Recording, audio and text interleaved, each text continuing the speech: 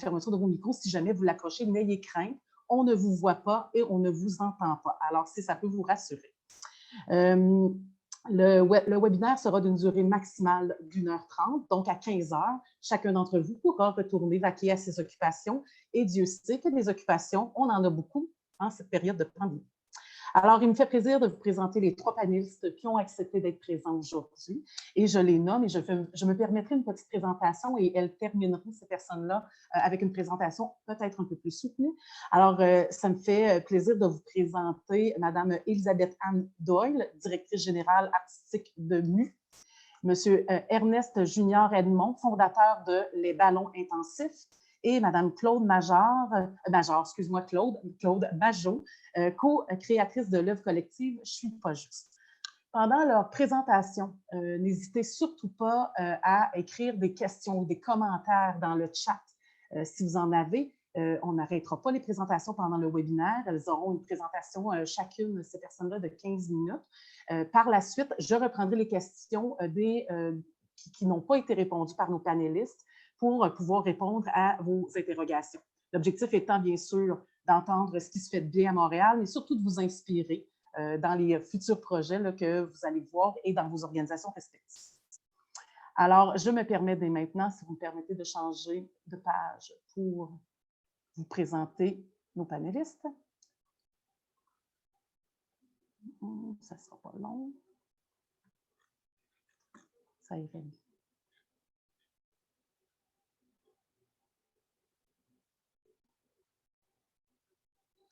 Ma technique fonctionne déjà pas bien.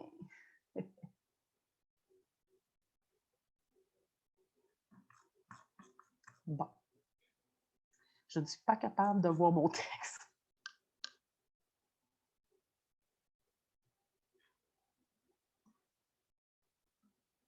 Alors, excusez-moi, on y va. Alors, je vous présente la première panéliste, Mme Elisabeth Anne Doyle, directrice générale et artistique de MU. Depuis 30 ans, Elisabeth Anne Doyle a travaillé dans des institutions culturelles telles que la Place des Arts, le Musée des Beaux-Arts de Montréal et le Cirque du Soleil, expériences qui ont forgé sa passion absolue pour le milieu des arts. Elle a cofondé MU, un organisme de charité qui transforme Montréal en musée d'art à ciel ouvert, en réalisant des murales pérennes contribuant au développement local. En 14 ans, 150 fresques et plus de 500 murales communautaires ont été réalisées dans la métropole. MU a pu obtenir une centaine d'artistes collaborer avec plus de 200 groupes communautaires et écoles et a permis l'implication directe de plus de 10 000 jeunes dans le cadre de sa programmation jeunesse. L'originalité, la pertinence de MU ainsi que ses résultats exemplaires ont été reconnus par de nombreuses distinctions, dont le 34e Grand Prix du Conseil des arts de Montréal. Notre deuxième panéliste sera M. Ernest Junior Edmond, fondateur de Les Ballons Intensifs. Né à Port-au-Prince, Ernest est arrivé au Québec à l'âge de 6 ans.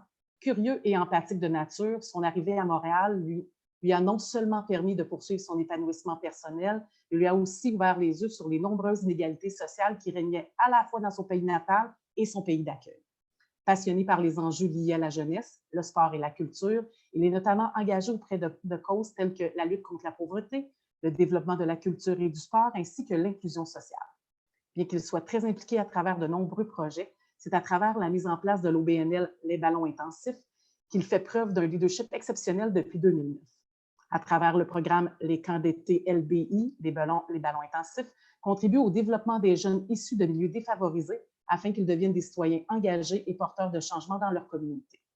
Les Camps d'été LBI allient sport, activités culturelles et engagement communautaire afin que les participants puissent parfaire leur technique de jeu et se dépasser tant sur le plan personnel que social. Notre troisième panéliste sera Mme Claude Majot, co-créatrice de l'œuvre collective Je suis pas juste. Artiste en art visuel et participatif, Claude Majot conjugue art et engagement social. Elle participe dans la création, le développement et la réalisation de projets d'art communautaire. Ici, la démarche avec les participantes fait partie de l'œuvre et favorise l'émergence de liens entre les personnes marginalisées et la société. Claude est également chargée de cours à l'UQAM et doctorante en études et pratiques des arts.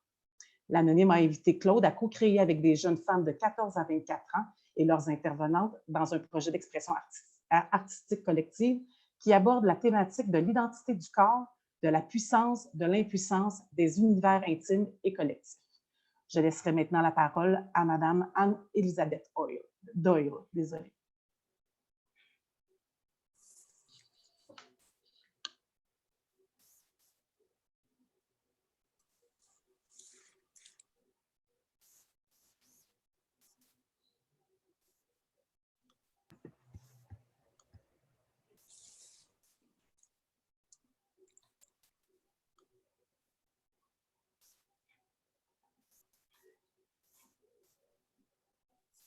Est-ce qu'on a un petit problème avec le micro?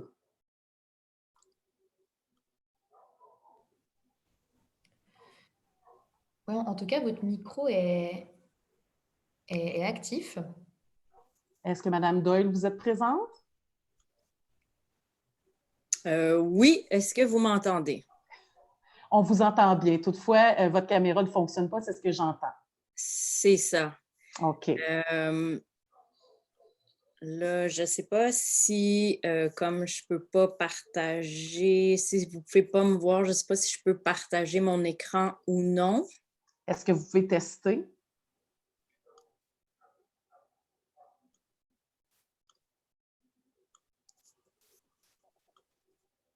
Peut-être que quelqu'un d'autre pourrait prendre la première parole. Je pense qu'on va essayer de régler nos problèmes d'ici là. Excellent. C'était sur le point d'arriver à ça. Alors, je vous laisse gérer la situation de la caméra et si vous voulez bien, on va débuter avec M. Ernest Junior Edmond. On serait prêt, M. Edmond? Oui, je peux commencer. Merci. Bonjour tout le monde. Merci pour la présentation, ma Sylvie. Moi, c'est Ernest des ballons intensifs. Afin de vous parler un peu du projet, c'est juste la mise en contexte de notre histoire un peu. Ça a commencé simplement avec la demande d'un jeune du quartier. Puis ce jeune-là, c'est mon plus jeune cousin, Jimmy Gary. Puis l'été 2009, il m'a demandé si je pouvais l'entraîner au basketball. Puis c'est comme ça que ça a commencé. Donc, j'ai dit oui. J'avais mon emploi d'étudiant, puis c'était l'été, je travaillais de 13h à 9h le soir. Puis donc, j'avais juste le temps le matin pour l'entraîner.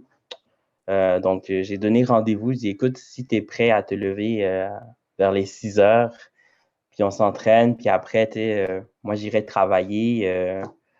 Puis il m'a dit, oui, oui, t'inquiète. Puis c'est comme ça que ça a commencé. Puis petit à petit, à chaque année, des jeunes se sont joints à lui. Puis on se commençait à se retrouver à une trentaine dans le parc Clémentine à Pointe-aux-Trembles. Ce qui est curieux avec ça, c'est que l'espace urbain des parcs, avant le parc Clémentine à Pointe-aux-Trembles, on avait des terrains au parc du Dragon, comme on appelle. C'était à côté des maisons résidentielles. Il y avait souvent des plaintes ciblant beaucoup les jeunes au profil de Jimmy, minorité visible, première famille d'immigrantes, beaucoup de jeunes qui faisaient face à des problèmes liés à la criminalité. Ce n'était pas le cas de Jimmy en tant que tel, mais plusieurs des amis qu'on avait souffraient de ça aussi. Puis principalement, ce qui se passait, c'est qu'au lieu d'aborder le problème, mais on le déplaçait. Donc les solutions, c'était donc on fermait le parc, on enlevait les paniers. Donc moi, à sa demande, donc je savais à quel point c'était important. Donc c'est pour ça que j'avais accepté.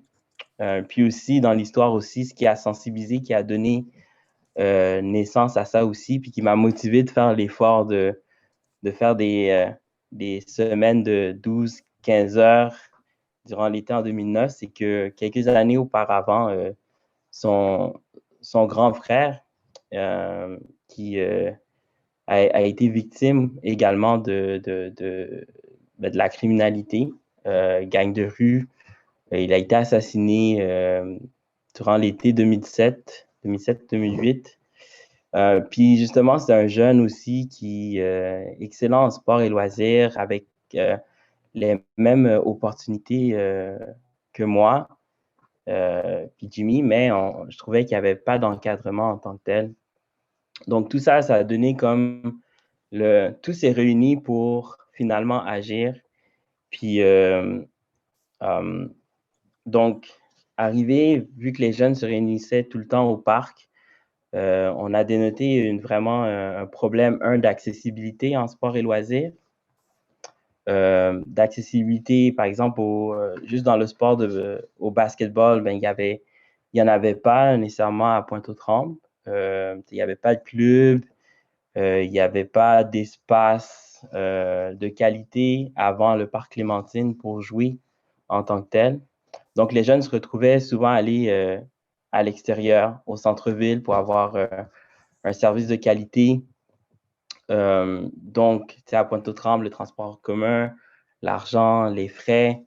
Donc, c'est pour ça qu'on a décidé de maintenir le programme gratuit parce que je le faisais pour mon cousin, c'était gratuit en tant que tel. Puis quand les jeunes se sont commencé à se regrouper, on s'était dit, bon, ben ça doit demeurer gratuit.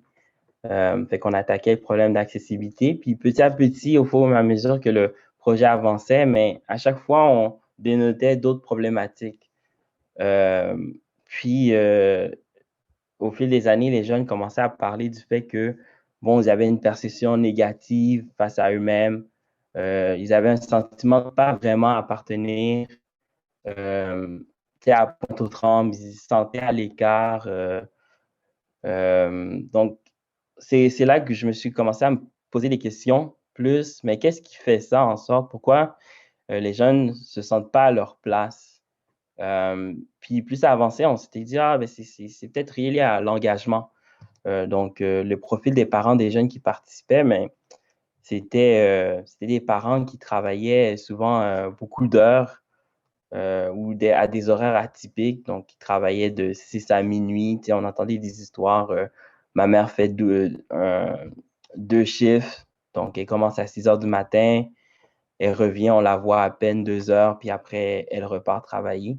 Fait ce qui ne laissait pas beaucoup de place aux parents de s'impliquer aussi dans la vie communautaire, dans l'espace communautaire. Fait au final, ça fait en sorte que les intérêts de ces jeunes-là n'étaient pas représentés. Puis, vite comme ça, qu'on regardait, il n'y a pas beaucoup de groupes communautaires, en tout cas à Pointe-aux-Trembles, qui vraiment défendaient leurs intérêts à ce moment-là. Donc, peut-être qu'on n'avait pas accès ou on ne savait pas. Donc, ça a motivé vraiment de réorienter le projet plus vers l'engagement jeunesse. Comment on fait en sorte pour que ces jeunes-là puissent vraiment comprendre l'importance de prendre sa place dans la communauté, de s'impliquer et de changer la perception aussi. Parce que, veut pas, l'image qui était collée, ben beaucoup de jeunes s'identifiaient. En tout cas, quand je grandissais aux années 2000, c'était beaucoup le gangsterisme. Fait beaucoup de jeunes s'identifiaient à ça. Ils se voyaient comme ça. Puis la société aussi les voyait comme ça. Fait que beaucoup prenaient une direction juste parce qu'on s'attendait à ce qu'ils agissent ainsi, etc. Donc, nous, on était comme, bon, il faut montrer que c'est cool aussi d'être engagé dans la communauté, d'être bien vu, de rayonner positivement. Puis la façon dont on a pensé le faire, on s'était dit au sport, tu apprends à faire des lancers, par exemple, tu apprends à dribbler, puis éventuellement, tu atteins un certain niveau, tu deviens meilleur, puis les gens te regardent un peu différemment. Fait qu'on a vu que l'engagement aussi pouvait s'apprendre. Donc, après plusieurs années de réflexion, on s'était dit que sûrement qu'il y a des étapes à l'engagement. Souvent, ce qui va se passer, c'est que beaucoup d'organismes, ils vont aller rejoindre certains jeunes, puis tout de suite commencer, il faut que soit dans un conseil d'établissement, conseil d'administration, je veux dire, ou il faut que tu fasses un projet. Donc, ça devient comme trop fort, c'est trop exigeant tout de suite. Donc, nous, on le voyait comme si tu commençais à jouer au basket, puis on te demande de faire une super technique avancée, fait que ça peut être intimidant. Aussi, on réalisait que les jeunes qui venaient à nous, mais on ne les approchait pas pour s'impliquer. Par exemple, dans les écoles secondaires, les groupes ciblés souvent pour s'impliquer, c'est les groupes enrichis, c'est les groupes à l'international, c'est les écoles privées. Donc, ça m'a fait beaucoup réfléchir sur le fait que on ne leur demande pas, puis l'engagement ça n'a aucun lien avec la performance scolaire, par exemple. Fait qu'on s'était dit que les jeunes peuvent apprendre à faire ça. Donc, on a divisé vraiment notre façon de faire, mais notre approche à l'engagement en 3 volets. L'engagement personnel. Donc, on s'était dit, il faut que le jeune s'investisse pour lui d'abord, qu'il apprenne à prendre soin de lui, à respecter ses engagements, à se discipliner pour atteindre ses objectifs. Donc, tout de suite, le programme Les Camps d'été LBI, c'est vraiment de base un engagement. Donc, c'est très tôt le matin, c'est 5 fois semaine. Il y a plusieurs activités, il y a des attentes quand même assez élevées. Puis, tu sais, si le jeune n'y arrive pas la première année, c'est pas grave, c'est vraiment ouvert, mais si tu participes à fond, puis tu mets ton sérieux.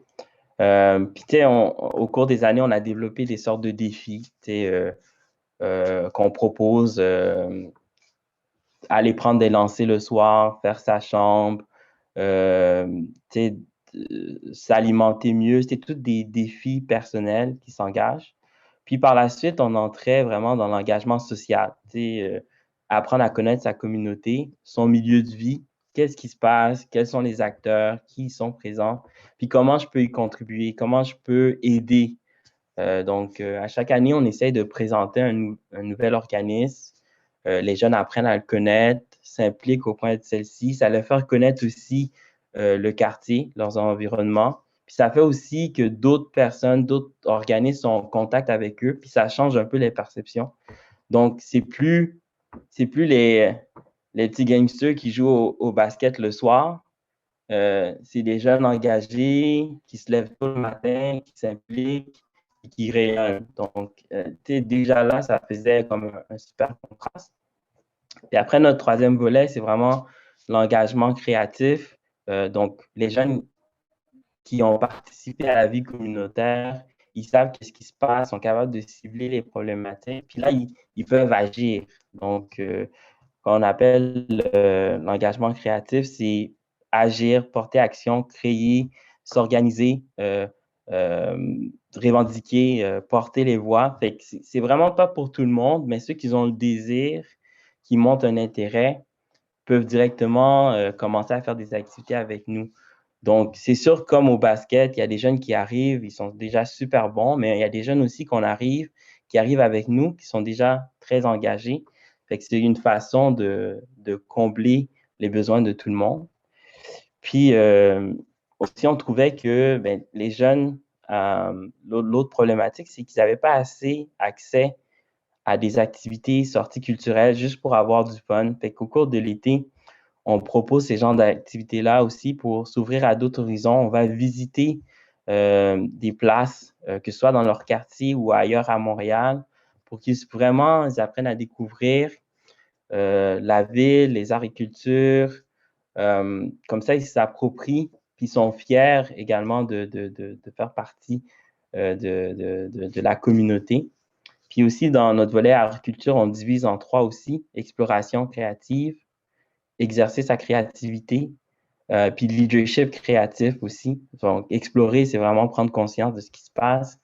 Exercer, c'est on mène des activités, donc ils vont apprendre à faire du DJing, ils vont faire de la danse, peu importe, à cuisiner, donc toutes sortes de possibilités. Puis leadership créatif, c'est vraiment s'exprimer, utiliser différents médiums pour s'exprimer à travers l'écrit, l'oral, le sport aussi, c'est une façon de s'exprimer. Fait qu'ils peuvent mettre en termes des projets par rapport à ça.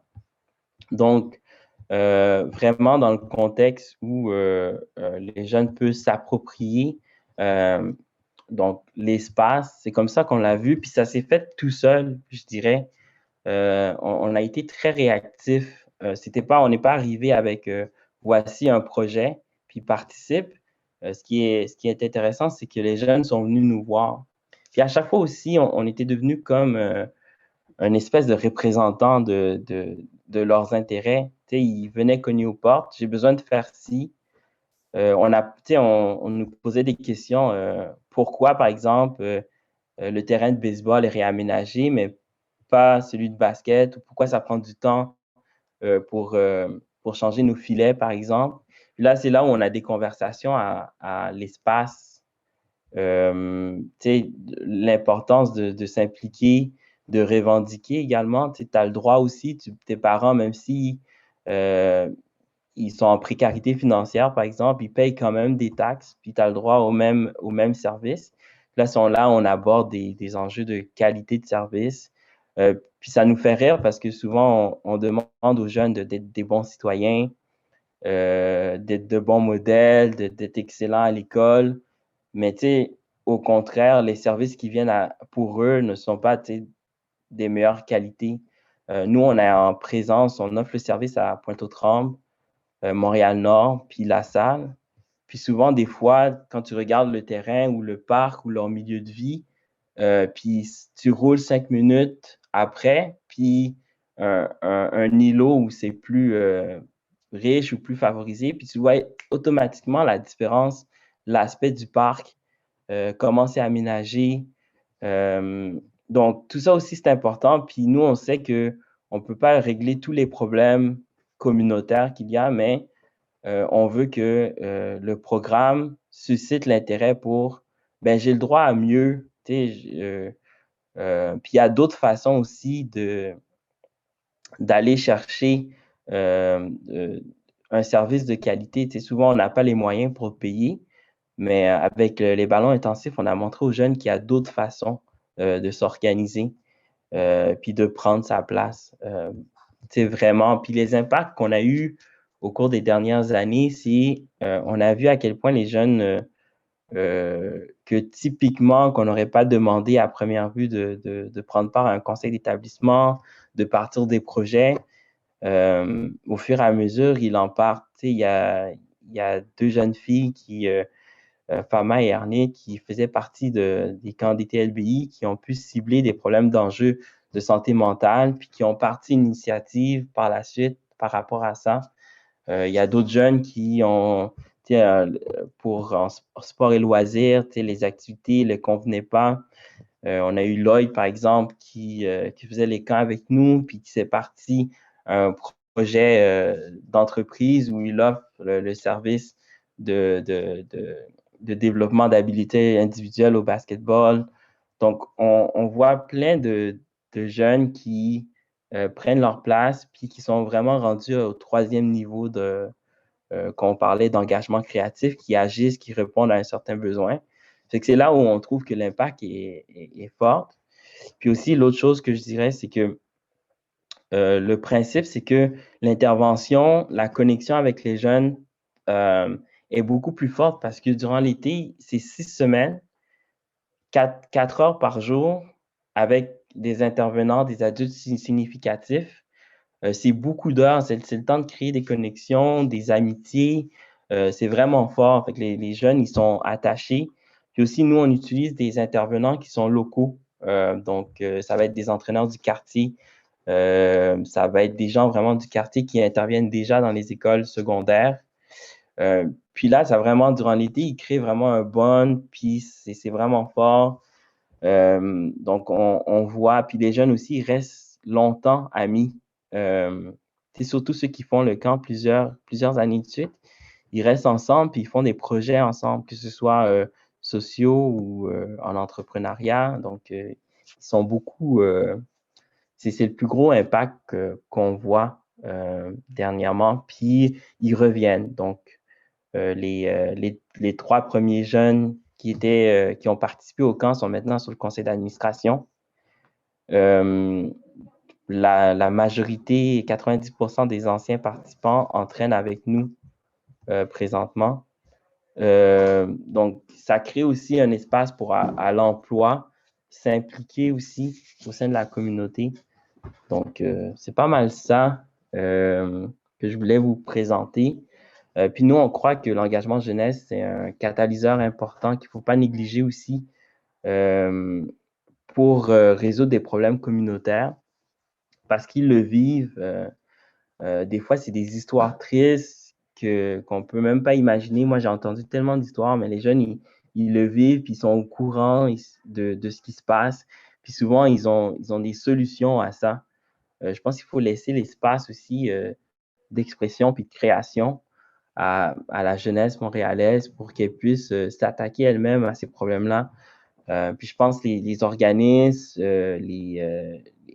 les adultes un peu plus vieux, on doit vraiment appuyer, guider par rapport à ça pour que les projets se mènent à terme, puis ça devient comme un espace d'expérimentation. Donc nous, ça fait 10 ans, puis on en a eu des jeunes, puis je suis fier de dire que la plupart d'entre eux, ils réussissent, ils finissent l'école secondaire.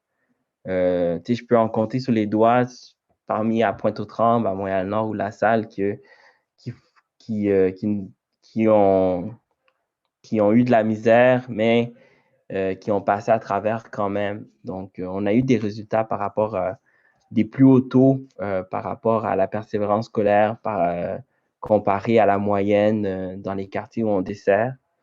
La résilience aussi est plus forte pour faire face aux problèmes. Puis dernièrement, avec tout ce qui se passe, on voit aussi, moi je vois dans les réseaux sociaux, ils sont beaucoup plus vocaux. C'est ça. Puis ils parlent de leurs enjeux, puis ils n'ont pas peur, ils prennent leur place. Je ne sais pas si Mais, mon 15 minutes est passé, mais bon. oui, mon cher Ernest, merci bon. beaucoup de ta présentation. Il y a beaucoup de choses qui me viennent en tête, qu'on reviendra certainement. Il y a déjà des beaux commentaires pour toi. Tu pourras aller voir dans le chat. Et on a résolu notre problème technique avec Mme Doyle. Alors, merci Ernest pour ta présentation et je vous présente maintenant Mme Doyle qu'on peut voir et qui va poursuivre avec sa présentation.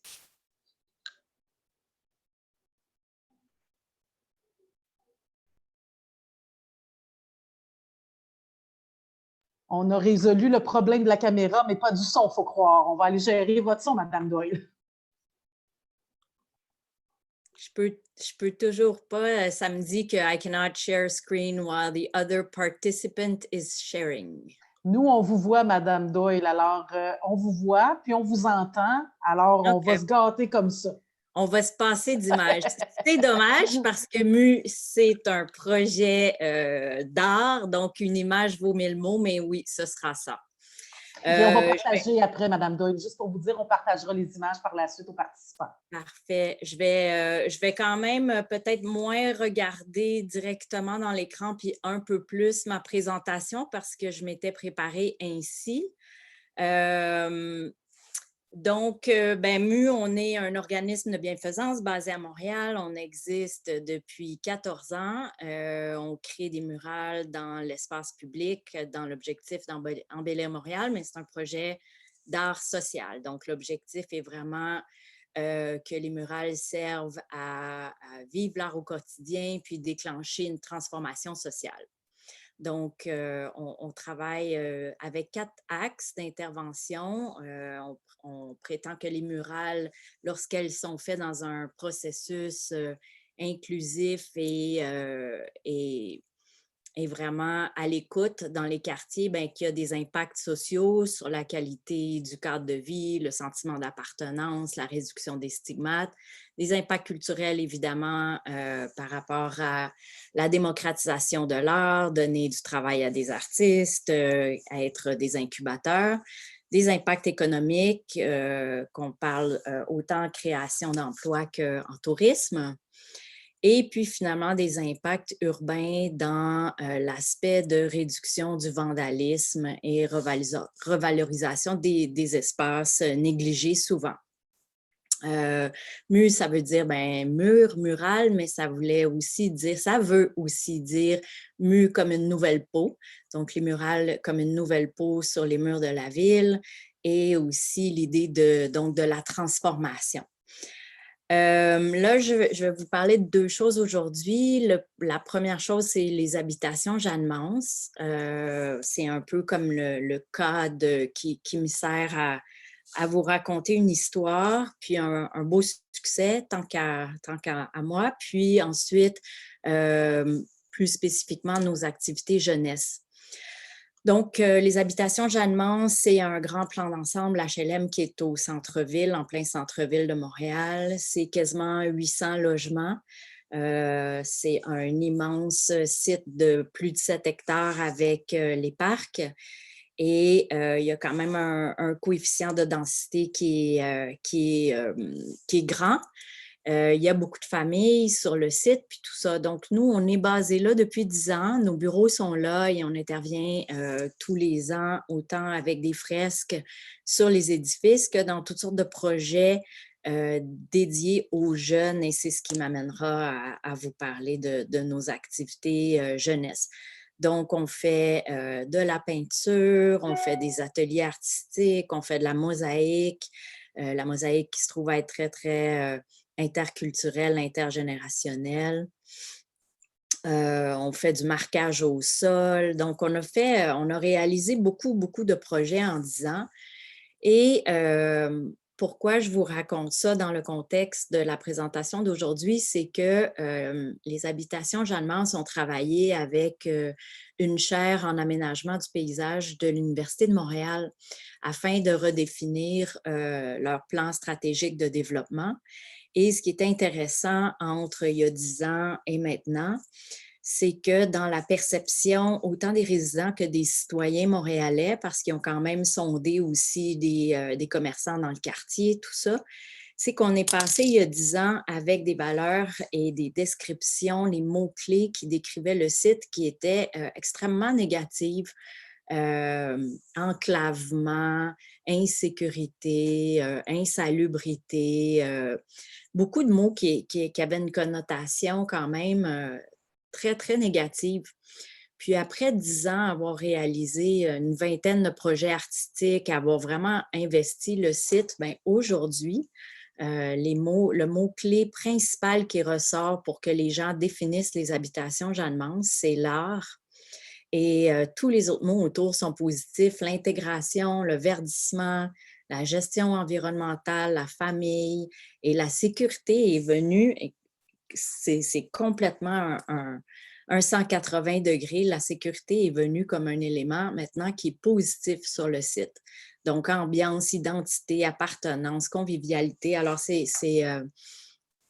en très peu d'années, on est passé d'un site où les Montréalais, on avait peur, on ne voulait pas passer par les habitations Jeanne-Mance quand on était dans le centre-ville, alors qu'aujourd'hui, je dis toujours avec fierté que tous les autobus touristiques ont mis les habitations Jeanne-Mance dans leur circuit et amènent les touristes pour prendre des photos.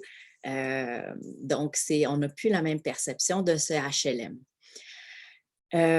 Spécifiquement par rapport au projet jeunesse, bien, ce que ça a amené, donc, comme je vous disais, c'est le changement de perception d'un milieu de vie, la fierté puis l'impact, et puis utiliser des œuvres d'art comme vraiment un sentiment de fierté puis d'acceptation pour des personnes qui pouvaient se sentir marginalisées auparavant. Après ça, ben, nous, spécifiquement, depuis le début de MU, on fait des murales qui s'adressent plus particulièrement aux adolescents. Au début, on pensait naïvement qu'on allait être capable que toutes les murales soient participatives, collectives, que les jeunes viendraient peindre, puis tout ça. Puis on s'est vite rendu compte que ben, c'était zoné comme des chantiers de construction, en fait, et on ne pouvait pas avoir des mineurs sur nos sites avec des échafaudages. Donc, on s'est mis à créer un deuxième projet qui est toujours en accompagnement de la fresque principale. Donc, les Montréalais savent moins ça de MU. Il y a plus de 500 murales qu'on a réalisées avec des enfants depuis 15 ans dans des centres communautaires, des maisons de jeunes, des camps de jour et des écoles, évidemment. La même chose, donc, dans les HLM et aux habitations Jeanne-Mance. Alors, c'est toujours dans des objectifs qui sont un peu différents que les murales dans la rue, mais qui permettent quand même, l'objectif n'en demeure pas moins que l'idée que les jeunes puissent s'engager dans leur milieu de vie avec fierté, puis réaliser par l'expression artistique qu'ils peuvent avoir un impact positif dans leur environnement. Donc, les murales leur font découvrir des techniques artistiques, évidemment, puisque ça ne s'apprend pas à l'école, mais on travaille beaucoup ensuite en persévérance scolaire, même si c'est en dehors du milieu scolaire, parce que les jeunes peuvent découvrir des métiers, des adultes atypiques qui ont des compétences, des métiers atypiques, donc ça peut devenir des mentors de façon bien différente qu'à la maison ou à l'école. Puis finalement, ben, un projet collectif comme ça leur permet aussi de découvrir des compétences sociales qui sont différentes et finalement, ben, aussi se découvrir eux-mêmes. Donc, c'est vraiment de travailler à avoir un impact positif dans ta vie, que ce soit à l'école, dans ton camp de jour ou en extérieur sur le site où tu vis. Donc, ça développe l'estime de soi, le sentiment de fierté, les compétences sociales. Puis, ben, par association, les murales, ça réduit aussi le vandalisme et ça peut requalifier finalement vraiment un milieu de vie. Donc, tous ces projets-là, comme je vous dis, ont permis de découvrir toutes sortes de métiers artistiques, toutes sortes de techniques, mais aussi apprendre à l'ouverture sur la différence des autres, parce que là, on se retrouve dans des groupes qui ne sont pas nécessairement formés avec tes amis. L'écoute et le respect, le sens critique, le travail d'équipe, le leadership, la communication de ses idées. Et donc, ouvrir à des nouvelles perspectives d'avenir par l'art. Alors, jusqu'à présent, c'est plus d'une centaine d'artistes qui ont été impliqués dans ces projets-là. Comme je vous dis, plus de 500 murales qui ont été réalisées en milieu communautaire, éducatif, parascolaire, une centaine d'écoles touchées. Notre partenariat avec l'OMHM, qui sont les partenaires qui m'ont invité à être présente aujourd'hui, ben, depuis 14 ans. Donc, on a des murales un peu partout sur le territoire dans des HLM et à chaque fois, donc, un projet jeunesse qui permet aux jeunes vraiment de s'exprimer puis vivre une expérience complètement différente de ce qui peut leur être offert via l'école ou via d'autres activités. Qu'est-ce qu'on réalise avec le temps, puis qui serait un peu l'essence de mon propos? Puis je dirais la même chose que M. Edmond tout à l'heure. C'est sûr que le temps fait une grosse différence pour l'impact que les projets peuvent avoir sur les jeunes. Donc, par exemple, avoir le temps de créer le lien de confiance avec les ados, avoir le temps de les laisser, eux, nous apprivoiser, puisqu'on n'est pas nécessairement sur un site local. On devient des collaborateurs d'autres organismes locaux. Par exemple, si on revient sur un site plus qu'un an, bien, on a le temps de développer, par exemple, une fratrie qui pourrait aller de petit frère en petite sœur, venir joindre les projets de murales ou de mosaïques. Et créer le lien de confiance, je pense que c'est quelque chose qui, dans le milieu communautaire, vous savez tous ça, demande du temps et demande que ce soit les mêmes personnes aussi qui puissent revenir, donc pas toujours changer d'employé puis changer de gens qui peuvent s'engager auprès des jeunes. Donc, en gros, c'est un peu ça notre projet. Le succès, ben, ça a été de vraiment d'avoir une pérennité dans les projets, donc que les jeunes puissent sentir qu'ils ont fait quelque chose qu'ils peuvent voir, revoir, voir vieillir, amener leurs parents, amener leurs amis, repasser par là 5 ans plus tard, puis c'est encore là. Et ça, on sent que la pérennité a un réel impact. Donc, je reviens encore à la notion de temps. Et puis, la notion de fierté et d'engagement citoyen, pour nous, ça a été une belle façon d'être capable d'engager les jeunes. Donc, par rapport à la prévention du crime, c'est sûr que dans les sites où on est, comme aux habitations Jeanne-Mance, par exemple, c'est le fait d'être présent, être associé avec la Corporation des habitations Jeanne-Mance, les groupes jeunesse comme Go Jeunesse, anciennement Loisirs Saint-Jacques, puis offrir des activités complémentaires, en fait. Donc, être sur le terrain, juste être présent pendant que, par exemple, l'arrondissement a des animateurs de parc, Go Jeunesse offre des activités de sport et loisirs, que nous, on est là pour les jeunes qui n'ont pas envie peut-être de jouer au soccer, au basket, qui sont peut-être moins en groupe, moins peut-être plus des jeunes un peu plus introvertis. Les petits créatifs, là, en général, c'est pas les sportifs, c'est pas ceux qui sont dans le band de musique non plus. Donc, on vient répondre à un autre besoin complémentaire. Puis, je pense qu'être là, être présent, ça permet aux jeunes de juste, encore une fois, apprivoiser l'activité et qu'eux viennent à nous plutôt que l'inverse dans une programmation qui peut être intimidante. Donc, voilà, ce serait ça pour moi. Puis après, on pourra aller aux questions. Merci beaucoup. Fort intéressant de vous entendre. Moi, je connaissais MU, mais d'en entendre parler de l'intérieur, c'est vraiment fort intéressant. On va garder effectivement la période de questions. Certainement que les gens pourront en apprendre davantage dans les prochaines minutes. Et je passerai maintenant la parole à Mme Claude Majot. Je vous cède la parole, Mme Majot.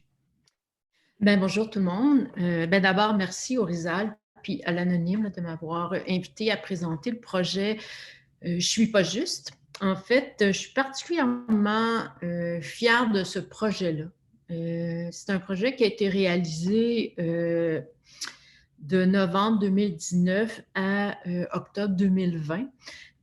Pour moi, c'est un projet qui est très particulier de par sa période, mais aussi la nature même là, de ce projet-là.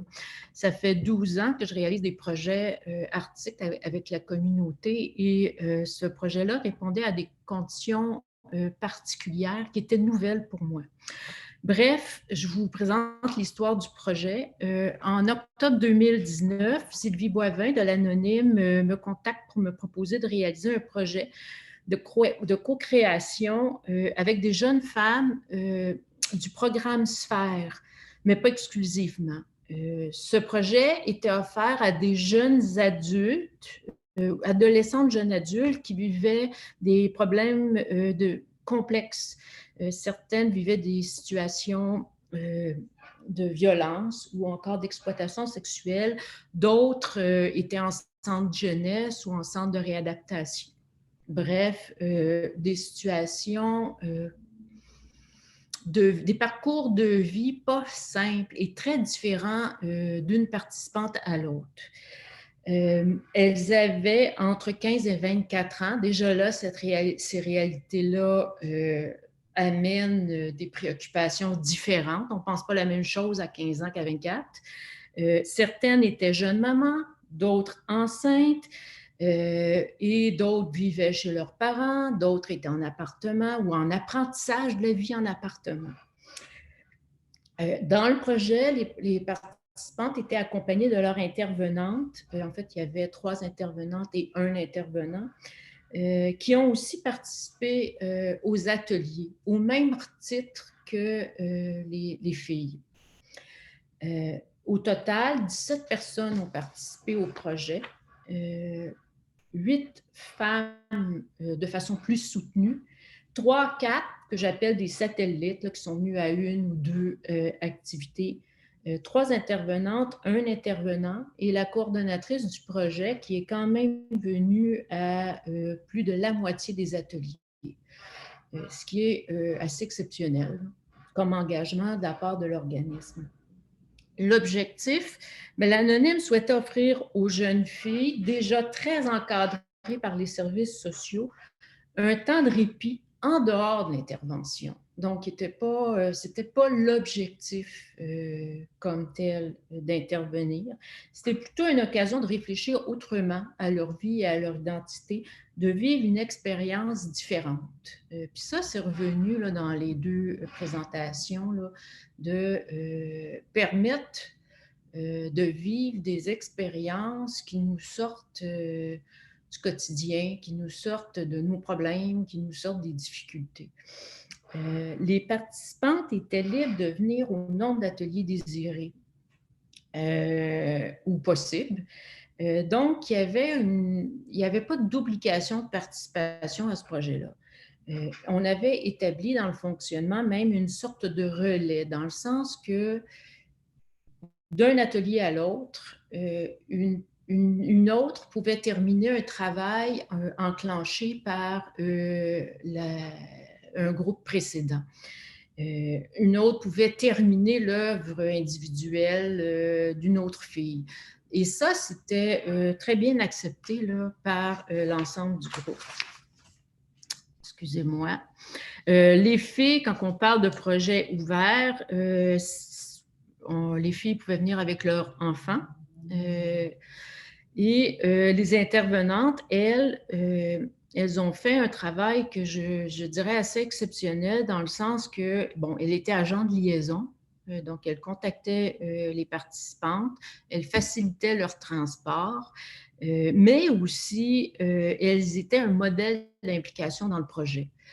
Parce que là, elles n'étaient pas intervenantes, elles étaient participantes. Donc, ça changeait beaucoup la perception des jeunes femmes de leur intervenante. Elles construisaient avec moi, ensemble, le projet. Sans la place et le rôle joué de ces intervenantes-là, le projet aurait difficilement fonctionné étant donné les conditions de vie des jeunes femmes. Et ça, tout ce que ça peut demander, partir, bon, moi, les ateliers se sont déroulés en partie dans le quartier Hochelaga, puis une autre partie au Musée des Beaux-Arts de Montréal. Se rendre dans les lieux pour assister à un atelier, quand tu habites, on avait des filles de Laval, de Pointe-aux-Trembles, de l'ouest de Montréal, et elles venaient quand même. Donc, mais avait besoin de support à certains moments, parce que c'est pas facile là, de partir de Rivière-des-Prairies avec un bébé naissant pour venir à un atelier d'art. Il faut le faire. Donc, le projet s'est déroulé sur 22 ateliers. Donc, ici aussi, le temps était important. C'était un projet de co-création, donc ça impliquait une création commune entre artistes et participantes.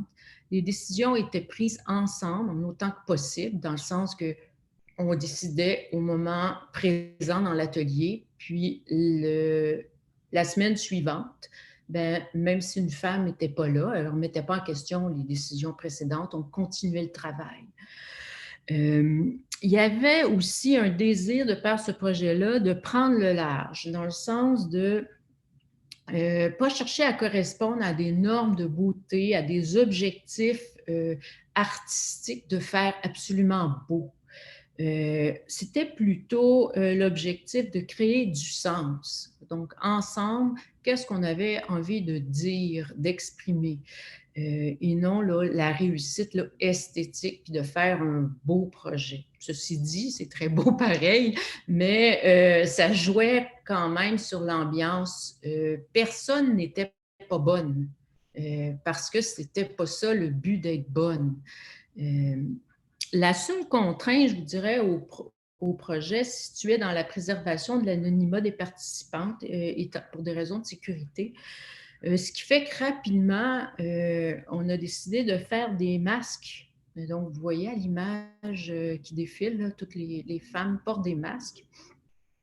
Pour deux choses, c'est que moi, j'ai une pratique artistique à titre de peintre, mais également à titre de photographe. Fait que la photo, c'est important.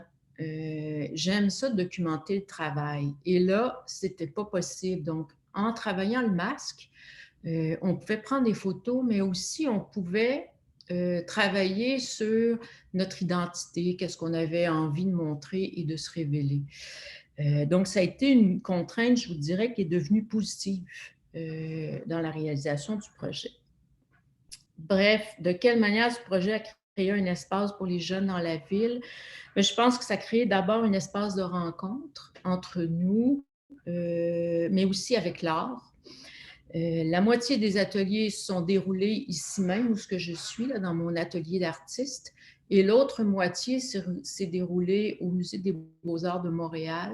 Ils ont des locaux pour des projets communautaires ou sociaux. Ils nous ont prêté une salle. Donc, on sortait des zones habituelles, des milieux de vie des participants pour aller explorer quelque chose de neuf. C'était la première fois qu'elles rentraient dans un atelier d'artiste ou dans un espace de création d'un musée. Donc, c'était toute une belle découverte et en même temps, ça leur donnait accès à des œuvres. Donc, on s'est beaucoup inspiré là, des œuvres qu'on avait la chance de voir. 3 axes articulaient notre travail. On a travaillé d'abord sur la manière d'être. Il s'agissait de se réinventer autrement par la production des masques, de développer des identités collectives ensemble, de voir comment on avait envie d'être soi-même, envie d'être avec l'autre, puis envie d'être dans la société. Et les filles, par rapport à cet axe-là, ont ajouté au fil des ateliers l'importance d'être soi-même, de s'accepter, de s'inventer et d'être dans le ici et maintenant.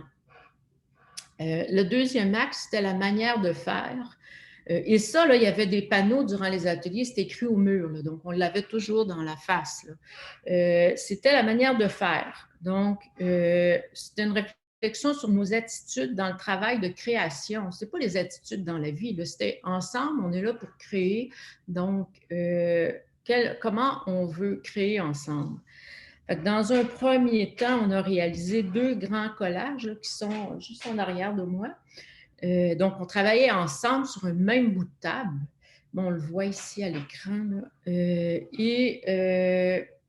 Nous avons travaillé le sentiment de puissance et d'impuissance. C'est quoi la puissance dans nos vies? C'est quoi l'impuissance? Et ça a animé là, nos dessins, nos collages. Et on a également, à un moment donné, suggestion d'une des participantes, dessiner sur des grandes feuilles et mettre le corps en mouvement. Donc, la puissance et l'impuissance, ça s'inscrit aussi dans nos corps. Les filles, par rapport à cet axe-là, ont ajouté faire ensemble, faire en se concentrant, puis faire en s'entraidant. Donc, c'était ça qu'elles ont amené sur la table. Le dernier axe, c'était la manière de produire. On produisait de l'art, donc comment on veut produire de l'art, à quoi on veut aboutir par ce projet-là. Donc, dès le début, je leur ai demandé de créer une œuvre qui avait du sens et non un bel objet. Donc, les filles disaient qu'on produisait du sens. Du sens pour elles, mais du sens qu'on avait envie de communiquer au reste de la population. Venait avec ça de dépasser les préjugés qu'elles subissaient, de dépasser les petites cases là, dans lesquelles on les confinait depuis longtemps. Nous avons, je dirais, dessiné la rencontre, tisser des liens entre nous et donner une forme tangible là, à nos échanges. Les filles, par rapport à produire du sens, la manière de produire, excusez-moi, ont ajouté qu'elles avaient produit du mouvement, elles avaient produit de la chimie entre elles, puis de la poésie avec leur corps et leur histoire. En fait, ce travail-là devait aboutir par une exposition dans un centre d'artistes où on aurait évidemment ramassé nos masques, les photos prises avec nos masques, nos grands dessins et créé une installation dans l'espace d'un vrai centre d'artistes. Mais malheureusement, à cause de la COVID, on a dû canceller ce volet-là. Donc, on a diffusé sur les réseaux sociaux là, les images du projet. Alors, quels facteurs de succès ont été observés? C'est difficile dans le cadre d'un projet qui vient de se terminer, là, de dégager des facteurs de succès à moyen long terme. mais je peux dire que les filles ont vraiment nommé l'espace de liberté et de non-jugement que les ateliers leur ont donné. Bon, donc, s'exprimer par l'art, prendre sa place et s'affirmer. Les ateliers dans le positif offraient une structure souple et dynamique. Ils étaient ouverts, hein? On a changé nos horaires d'activité à un moment donné parce que ça ne coïncidait pas. Donc, ça exigeait quand même beaucoup de disponibilité de la part de tout le monde. Hein. Quand c'est cédulé une activité le jeudi, puis que tout d'un coup, on change pour le vendredi après-midi, il faut être ouvert à cette réalité-là. C'était aussi, dans les positifs, connecter les filles avec les arts. Les arts plastiques, la plupart avaient fait des arts plastiques à l'école et ça faisait longtemps qu'elles n'avaient pas eu l'occasion. Donc, c'était reconnaître un moment de plaisir. Le plaisir est super important. Je pense que Ernest en parlait, hein, du plaisir de générer des moments plaisants. Découvrir d'autres modèles, d'autres lieux, rencontrer une artiste. Moi, ils m'ont posé des questions sur c'était quoi être une artiste, rencontrer d'autres milieux. Ça crée un réseau d'échange. On a vu des femmes arriver avec des sacs de linge pour bébé puis le donner à l'autre, ce qui n'était pas un objectif du projet. Mais comme une venait d'accoucher puis l'autre, le bébé était plus vieux, bien, il y a eu comme ça de l'entraide qui s'est générée par le projet. Et puis, vivre une expérience signifiante dans une période de COVID. Ça, je pense que ça a été quand même assez important. On a dû arrêter les ateliers le 13 mars et ça a été assez étonnant quand on a repris le projet au début septembre. Les filles sont venues et c'était vraiment étonnant. Puis, entre-temps, certaines avaient échangé entre elles là, par les réseaux sociaux. Puis quand elles sont revenues, elles étaient toutes là. Elles étaient fébriles, il y avait une insécurité, mais elles ont tenu à conclure le projet. Donc, pour ce type, cette catégorie de personnes-là qui ont des vies très instables, de revenir après autant de mois dans un projet pour le terminer, moi, j'ai été très, très surprise. Puis je pense que les intervenantes aussi. Et ça, c'était une expérience vraiment stimulante, là, en tout cas pour moi, là, à titre d'artiste. Je pourrais parler encore longtemps, mais je pense que je préfère répondre aux questions. Merci beaucoup, Claude, pour la présentation. En fait, avant qu'on passe à la période de questions, je veux remercier sincèrement Ernest, Elisabeth-Anne, Claude pour la présentation. C'est toujours très inspirant. Ça nous donne le goût de faire d'autres types de projets quand on entend des gens qui font de moments, d'offrir des opportunités. Moi, je le vois beaucoup comme offrir des opportunités aux personnes.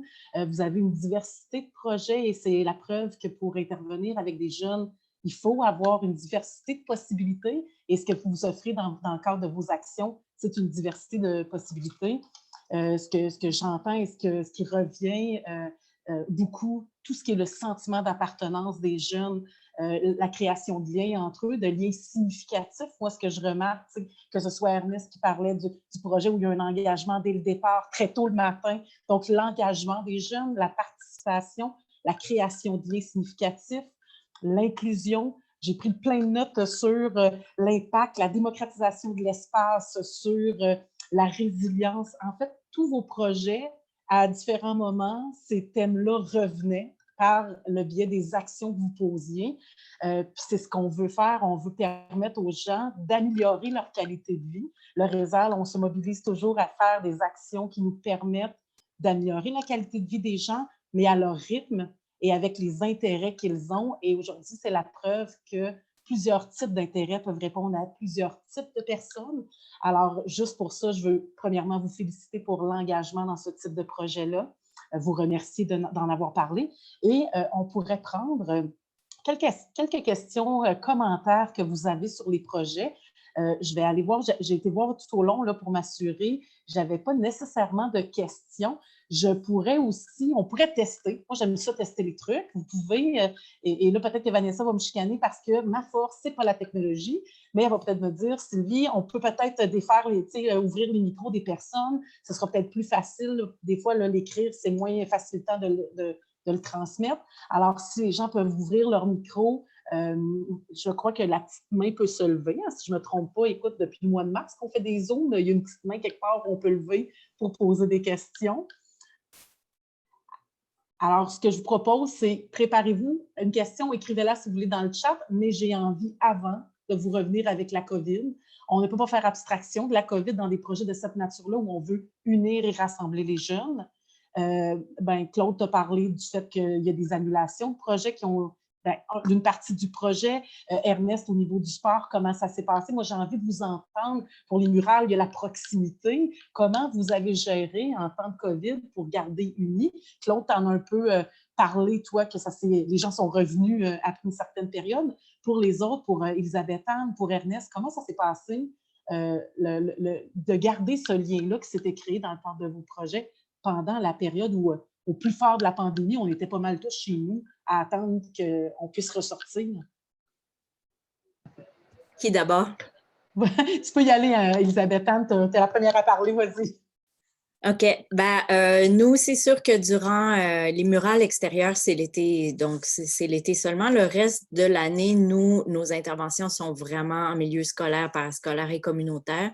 Donc, c'est sûr que tout ce volet-là de nos activités a été coupé en 2 secondes et quart, là, et c'est encore le cas. Parce que même si les écoles ont repris les activités académiques, c'est pas possible. On n'est toujours pas autorisé à faire des projets de groupe. Et évidemment, une murale, c'est un projet d'équipe. Ça fait partie, toute la démarche pédagogique est liée à cette expérience qu'on fait ensemble.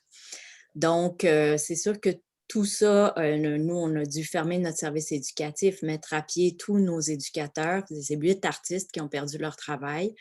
Fait que ça, c'est la portion triste. La portion gaie et résiliente, c'est que cet été, effectivement, dès le début de la pandémie, qu'on s'est mis à parler de distanciation physique, on s'est vite mis à réfléchir à comment utiliser les heures de façon à communiquer de l'information et peut-être enlever un peu de grisaille et de l'aspect contraignant lié aux consignes, tu sais, que c'est juste non, puis 2 mètres, puis des lignes de tape à terre, puis c'est laid. Donc, nous, on s'est dit, comment est-ce qu'on pourrait pas, comme l'art peut toujours faire de l'éducation, peut faire de la vulgarisation scientifique, comment est-ce qu'on peut utiliser nos artistes pour communiquer puis avoir une expérience positive dans la ville, comme c'est dans notre mission par ailleurs. Donc, on a beaucoup travaillé cet été à faire des marquages au sol. Nous, on est associés avec la politique de l'enfant de la Ville de Montréal et on intervient dans plusieurs HLM l'été avec les enfants en leur demandant, en leur offrant des ateliers artistiques, mais aussi pour répondre à leurs besoins. Alors, cet été, on a fait ça sans eux, mais pour eux.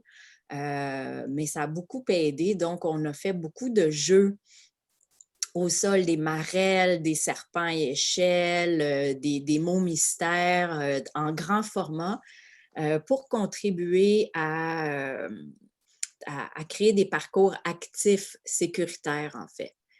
Puis des espaces protégés des voitures, les espaces piétonnisés, tout ça, mais pour que les enfants puissent jouer puis que ce soit un peu ludique, donc avoir envie d'être dehors, tout ça, on a vu sur plusieurs sites, entre autres, même les parents très, très effrayés à faire sortir leurs enfants dehors, puis à retourner jouer dehors, alors que ça faisait des mois quand même que les petits étaient dans la maison. On sait tous les problèmes collatéraux que ça va amener à long terme sur la santé des enfants. Donc, on a vraiment travaillé là-dessus à utiliser l'art au service du bien commun. pas de façon collective et participative comme dans le passé. Ça, j'ose espérer qu'on va reprendre ça en 2021. Mais entre-temps, on a quand même pu contribuer. Excellent. Donc, c'est comme ça qu'on a vécu la COVID et qu'on vit encore la COVID. Oui, parce qu'on est encore là-dedans, hein? C'est pas terminé. Merci, Elisabeth-Anne. J'ai Abraham qui a levé la main. Je laisserai, si tu me permets, Abraham, 2 petites secondes, permettre à Ernest et à Claude s'ils veulent compléter en lien avec la COVID. Ernest, je te laisserai prendre la parole et on ira avec Claude pour répondre à Abraham par la suite. En fait, pour nous, la COVID, ça a été marquant parce qu'on était dans un dilemme. Les services étaient permis, mais est-ce qu'on offre les services quand même malgré les risques? Parce que nous, c'est sport et loisirs à l'extérieur, c'est axé beaucoup. On utilise le basketball. Donc, après de mettre demande des parents, des jeunes, on avait quand même décidé de mener le camp à l'été 2021 avec les restrictions les recommandations de la santé publique et des fédérations sportives. Donc, on a vraiment adapté toutes nos activités d'engagement social aussi, culturel également, pour répondre aux besoins. Puis, c'était vraiment un défi de toujours rappeler les mesures qui étaient sur place, garder les distances qui n'étaient pas naturelles dans le projet en tant que tel, avec les intervenants puis les jeunes. Mais ça a vraiment fait du bien. On a eu beaucoup de commentaires à la fin. Des jeunes qui disaient c'est vraiment cool d'avoir eu la chance de participer. Ils étaient beaucoup plus reconnaissants du service cet été-là. Puis aussi, on pensait à des façons de pallier. On voulait développer du contenu en ligne pour les jeunes. On travaille sur de nouveaux programmes aussi. Ça nous a permis de revoir la partie engagement jeunesse. On est en train présentement de développer sur de nouveaux projets pour pallier à tout ça. L'obligation de se renouveler, de se réinventer. Oui, c'est ça. Tout à fait. Merci beaucoup, Ernest. Claude? Ben, j'en ai déjà parlé tout à l'heure. Par contre, ce que je n'ai pas mentionné, c'est qu'à l'été, on a tenté de raviver le projet par une participation individuelle. Donc, on a comme construit un sous-projet à l'intérieur du projet collectif avec un guide. On a fait des trousses de matériaux que les intervenantes sont allées porter chez chacune des filles en se disant, ben ça va être une forme une manière d'occuper, pas juste d'occuper, mais de donner des outils pour qu'elles continuent à s'exprimer et à créer. C'était tellement bien amorcé le projet. Finalement, ça n'a pas du tout fonctionné. Aucune participante a poursuivi le projet. Je pense que c'est non négligeable l'aspect relationnel de ce type de projet-là. Tout seul chez soi, surtout quand la situation est assez difficile, là, l'isolement, l'incertitude, ça devient ça devient beaucoup moins intéressant. Ça ne veut pas dire qu'il n'y a pas un besoin, mais ça ne marchait pas. En fait, le prétexte de se réunir. Hein, oui, le prétexte de se réunir, puis pour les filles tout le long du projet, l'idée qu'on allait exposer, donc on allait prendre la place dans l'espace public, montrer nos réalisations, était très importante. Et là, dans un volet où on est à la maison, où on griffonne comme on peut le faire sans projet, là, ça perdait son sens. En tout cas, moi, ça m'a beaucoup questionné. J'aurais tendance à revenir avec le thème de la fierté. Tu sais, on peut exposer la fierté dans un cadre de projet collectif comme vous l'avez fait, présenter nos forces, partager avec les collègues tout ce qu'on a fait comme boulot pour améliorer notre qualité de vie, puis vivre toute cette expérience-là positive. Le faire seul, ça peut nous faire du bien, mais c'est très, très, très personnel. Tu sais, vous avez créé des activités qui permettent de se rassembler, de s'unir, puis de créer quelque chose ensemble. C'est sûr que ça devient moins stimulant. quand arrivent ces situations-là. Et c'est une belle façon de tenter l'expérience. Ça aurait pu très bien fonctionner. Bravo pour la créativité. Oui. Je laisserai maintenant, pas le choix, des créateurs, il faut bien que ça crée. Oui. Je permettrai maintenant, Abraham, je vais activer ton micro si tu veux poser ta question et tu peux peut-être mentionner à qui tu la poses. Oui, bonjour. D'abord, j'aimerais remercier pour les super bonnes présentations. Elles sont très inspirantes. Et ma question va pour M. Ernest, mais aussi si les autres panélistes peuvent répondre aussi, je serai content. Dans le fond, M. Ernest, il a parlé des aspects administratifs qu'il a rencontrés, dans le fond, entre son initiative ou l'initiative de jeunesse et la ville ou les autres institutions. Donc, ma question, c'est quelles recommandations donnerez-vous pour que la bureaucratie ne soit pas un obstacle aux initiatives jeunesse? Merci beaucoup, Abraham. Je laisserai M. Ernest passer, prendre la parole. En premier lieu, nous, c'est vraiment nous-mêmes, on a éliminé beaucoup de bureaucratie. L'inscription est plus simple. On ne demande pas d'informations sur les revenus. C'est vraiment, est-ce que tu es dans le quartier, tu as le goût de participer? Donc, c'est déjà les critères. Est-ce que tu es un jeune jusqu'à 19 ans maximum, tu es dans le quartier, tu as le goût de participer? Puis deux aussi, en menant le projet, on était au début, moi j'avais comme 19 ans quand j'ai commencé à faire ça. Puis vraiment, on a rencontré des barrières, puis on a juste fait autrement. Au départ, on a demandé d'avoir des gymnases pour la ville, puis on nous a dit non, puis on était comme, bon, OK, on va le faire dehors.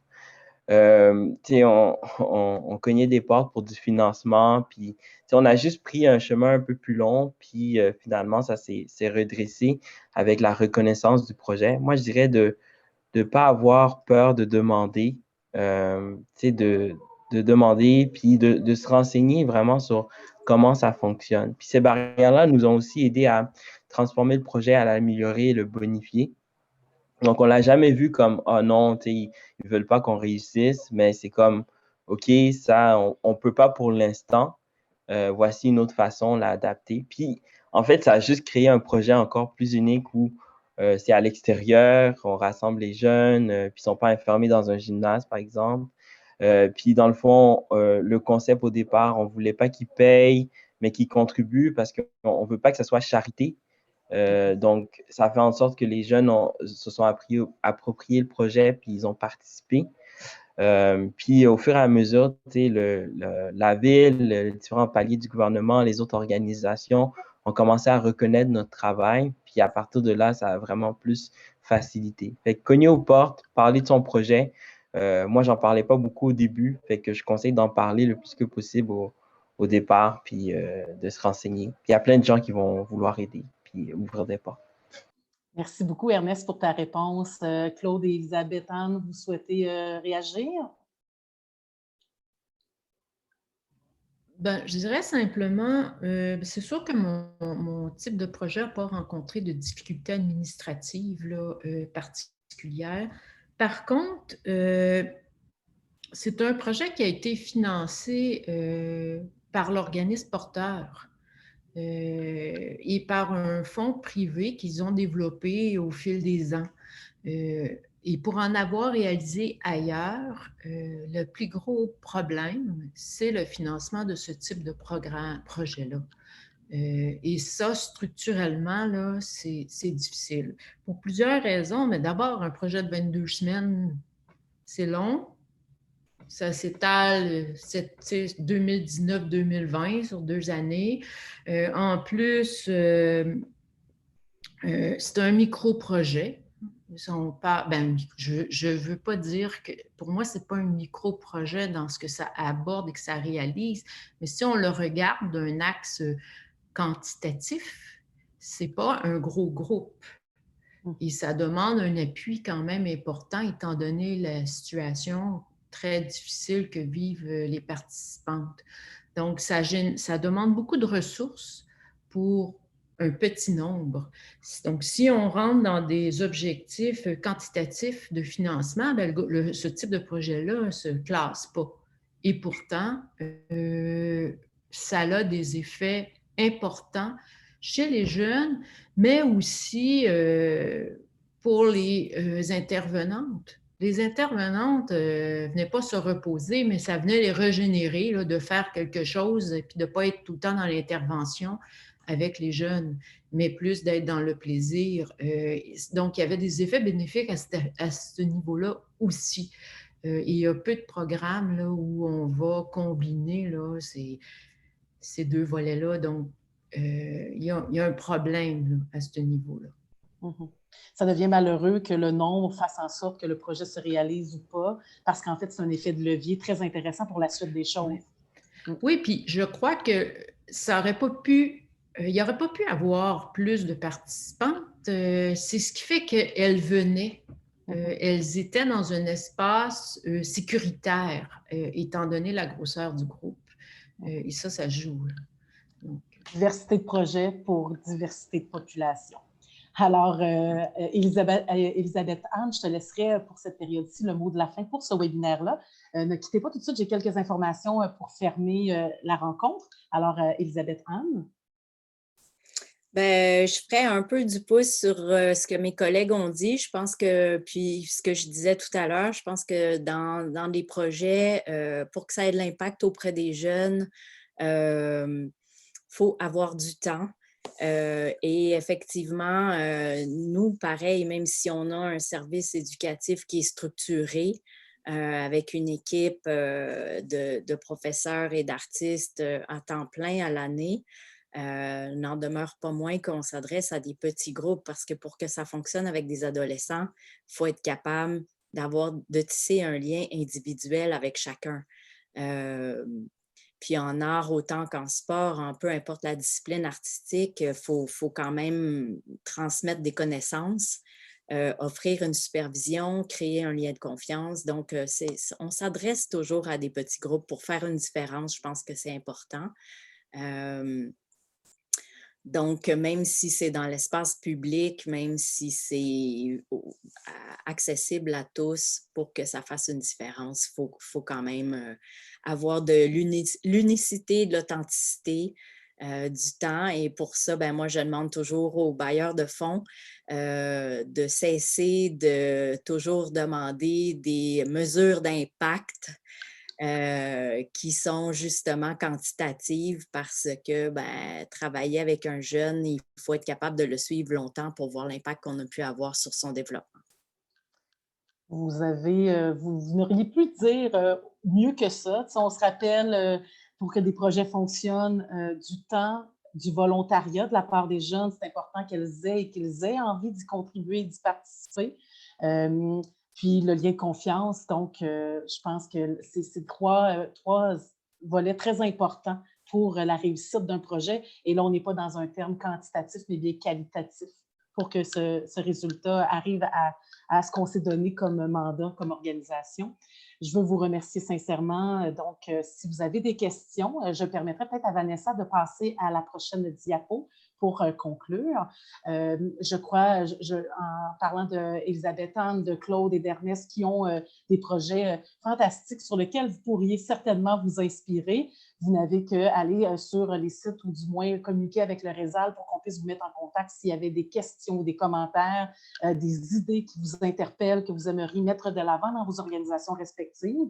Je veux vous rappeler qu'on aura possiblement, et on se le souhaite, on croise encore les doigts, que les mesures d'assouplissement nous permettront d'avoir un colloque en présentiel en 2021. 2 prochains webinaires sont à venir d'ici le colloque en présentiel qu'on voit possiblement à l'automne 2021. Encore là, les doigts croisés. On vous enverra dans les prochaines minutes un sondage de rétroaction. Vous comprendrez que c'est notre premier webinaire, que c'est la première fois qu'on travaille avec cette plateforme-là. Si je ne veux pas vendre la mèche, mais ça fait 1 semaine et demie, je crois qu'on a la plateforme pour faire les webinaires. Alors, je vous dirais qu'on est aussi en apprentissage. Alors, je vous remercie de votre patience, du respect que vous avez octroyé, mais surtout d'être resté branché malgré nos petits problèmes techniques. Alors, je vous inviterai à remplir le sondage pour qu'on s'améliore lors des 2 prochains webinaires. Et on souhaite sincèrement que vous y participiez et que vous en parliez autour de vous.